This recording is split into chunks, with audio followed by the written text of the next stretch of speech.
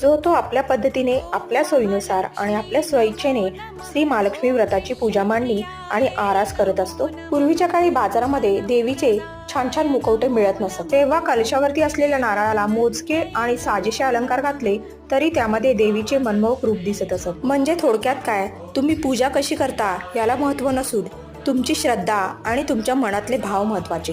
आजचा मार्गशीर्ष महिन्यातला दुसरा गुरुवार मी अशा सोप्या पद्धतीने श्री महालक्ष्मी व्रताची पूजा मांडणी केली आहे. श्री महालक्ष्मी व्रतेच्या कथेप्रमाणे थोडक्यात जे कोणी महालक्ष्मी व्रत श्रद्धेने आणि मनोभावे करतील त्यांना श्री महालक्ष्मी प्रसन्न होऊन त्यांच्यावर तिची कृपा होईल.